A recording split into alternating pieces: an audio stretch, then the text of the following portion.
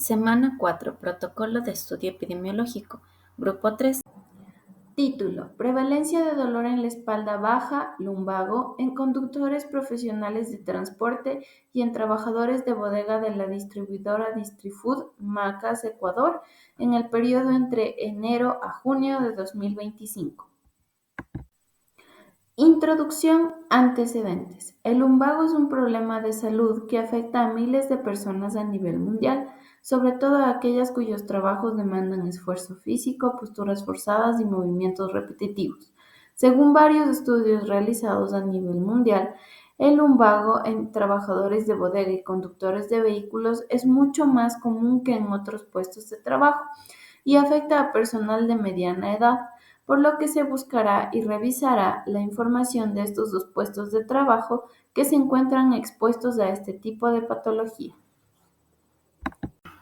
Como parte de la justificación, podemos mencionar que la salud y bienestar física y mental de los trabajadores de una empresa va a determinar el grado de productividad en el cumplimiento de sus funciones laborales. Además, este estado sano conlleva a otros beneficios en la vida de los empleados, como son la mejora de sus condiciones económicas y sociales y el bienestar familiar. De esta manera, un epidemiólogo ocupacional debe preocuparse para determinar los factores de riesgo y brindar soluciones efectivas para los trastornos que puedan sufrir los trabajadores en el cumplimiento de sus funciones. Objetivo de la investigación: analizar cómo influye el tipo de trabajo en las condiciones laborales y las características demográficas en la prevalencia del lumbago entre los trabajadores de bodega y los conductores de vehículos de la distribuidora Distrifood Macas Ecuador entre el periodo de enero a junio del 2025. Hipótesis: se analizará si existe una relación de condiciones de trabajo de conductores profesionales de transporte y los trabajadores de bodega de la distribuidora Distrifood Macas Ecuador con el dolor en la espalda baja, lumbago. Diseño del estudio. El estudio que se realizará es de tipo cohorte transversal, en el cual se identificarán 240 empleados de almacenes con 7 distribuidores en el periodo de enero a junio del 2025. Es importante señalar que las tareas ocupacionales desarrolladas por estos empleados van desde almacenistas, separadores, verificadores y empaquetadores. Continuando con el diseño del estudio, es importante considerar los materiales y equipos utilizados. Tenemos el formulario de encuesta, donde nos va a permitir registrar los datos personales, la información laboral y si existe o no presencia de dolor lumbar. Así también tenemos la escala visual análoga del dolor, conocida como EVA, permitiendo evaluar la intensidad del dolor lumbar en una escala del 0 al 10. Tenemos también las mediciones antropométricas, de manera que con el peso y la altura podamos calcular el índice de masa corporal. Finalmente tenemos el electrogoniómetro, que nos permite medir la fuerza de agarre durante 10 segundos, y el dinamómetro para fuerza lumbar, que nos permite medir la fuerza lumbar mediante contracciones máximas. Con respecto al entorno y participantes, Distrifood está ubicada en Macas, Ecuador, y tiene alrededor de 600 empleados en distintas áreas, como manufactura, producción y distribución. Se seleccionarán 240 trabajadores de almacén y conductores de vehículos, los mismos que se desempeñan en distintas áreas como recepción y almacenamiento de productos, organización de productos para los verificadores, revisión y clasificación de productos y preparación de productos para su entrega. Con respecto a los criterios de inclusión y exclusión, se incluyó a los trabajadores con al menos 6 meses de experiencia laboral. Los mismos estaban en un rango de edad de 18 a 60 años, así como también se excluyeron a los trabajadores que contaban con reposo médico. Posibles sesgos. Sesgo de selección es una muestra no aleatorizada, mayoritariamente de trabajadores jóvenes y con menos experiencia. También puede haber un sesgo por la exclusión de trabajadores en reposo médico, lo que podría favorecer a los trabajadores más saludables. Procedimiento. Se firmará un consentimiento informado y luego se completará un formulario con información personal, ocupacional y sobre el dolor lumbar presente. Además, se realizarán mediciones como el índice de masa corporal, la fuerza de agarre y la fuerza lumbar. Medidas de resultados. Se utilizará la escala EVA para evaluar el dolor lumbar de 0 a 10, donde 0 sería que los trabajadores no tienen dolor y 10 es el máximo dolor lumbar. Para el análisis de fuerza muscular se utilizará el dinamómetro lumbar y el dinamómetro de mano. Datos y análisis. La recopilación de datos se realizará durante 15 días según la disponibilidad de los trabajadores.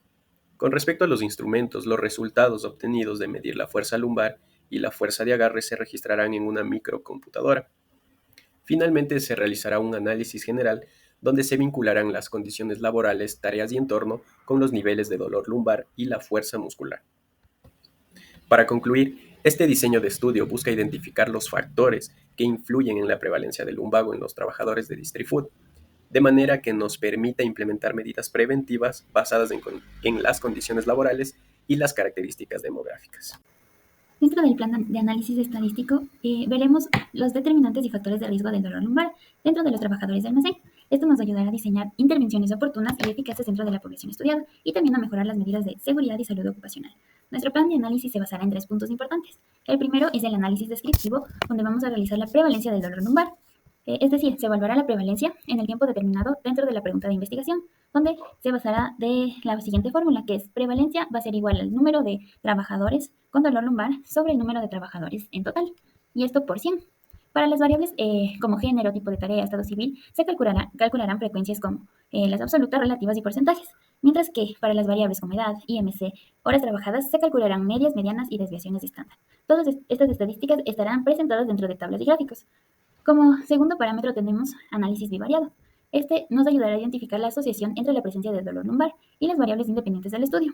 Aquí podremos utilizar chi cuadrado para analizar la relación entre las variables categóricas, t-test o ANOVA para comparar medidas entre grupos de variables continuas, y también regresión logística, que nos ayudará a explorar la relación entre el dolor lumbar y las variables independientes, ajustando por los posibles confusores.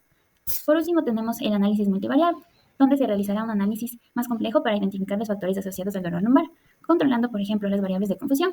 Dentro de este modelo vamos a tener la regresión logística multivariada, que nos ayudará a evaluar la relación entre el dolor lumbar y las variables independientes. El modelo ajustará por posibles variables de confusión como edad, género, tipo de tarea, horas trabajadas.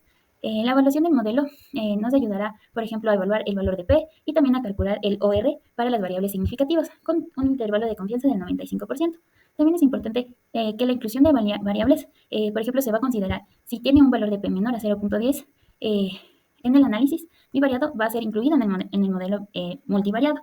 Y también se realizará una selección de variables donde se irán eliminando las variables con menor contribución al modelo, es decir, un valor de P mayor a 0.05.